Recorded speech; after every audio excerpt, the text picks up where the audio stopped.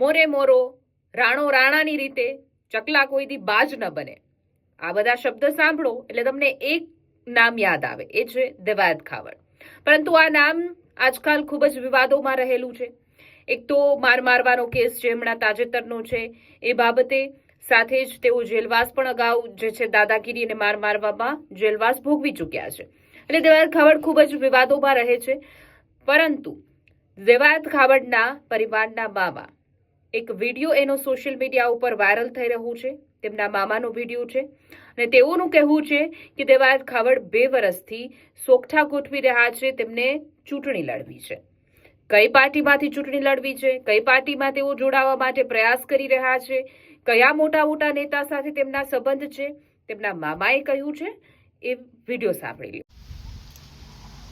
ખાસ કરીને તમે જે વાત કરો છો એમાં દેવાયત ખાવડને જે રાજકીય કારકિર્દી ઘડવા માટે થઈ, એ છેલ્લા 2 વર્ષથી આ બાબતને કરી રહ્યા છે.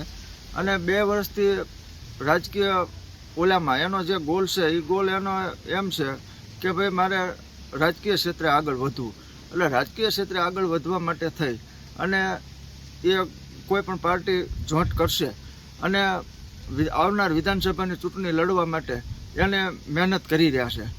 ત્યારે જે બીજો સવાલમાં એમ છે કે કયા પક્ષમાંથી લડે, તો મારી બાબતે મારે જાણ મુજબ, કારણ કે નક્કી જે રાજકીય કયા પક્ષમાં જોડાવું ન જોડાવું એ એની બાબત છે, પણ જ્યાં સુધી ભાજપના જે આગેવાનો સાથે એમના અગ્રણીઓ સાથે જે બેઠૂટ છે એ બેઠૂટને કારણે ભાજપ જોઈન્ટ કરે એવું હું માની રહ્યો છું. અને ભાજપ જોઈન્ટ કરે અને ભાજપની ટિકિટ ઉપર થઈને આવનાર વિધાનસભાની ચૂંટણી લડશે એવું પણ જે એમના મિત્ર વર્તુળો છે, જે એમના સોશિયલ મીડિયામાં અને મોટો ફોલોઅર્સ ધરાવે છે, ત્યારે એ બધા જે લોકોની માંગ છે અને એ માંગને સંતોષ આપવા માટે થઈને જ રાજકીયમાં આવે છે. અને એનો પોતાનો રાજકીય ગોલ હતો જ, અને રાજકીય ગોલના કારણે એને એમ કે રાજકીય ઓલામાં આવવું અને આવવા માટે એ તત્પર છે. છેલ્લા 2 વર્ષથી આ વાતો અને મીડિયા સમક્ષ પણ રજૂ કરેલી કે રાજકીય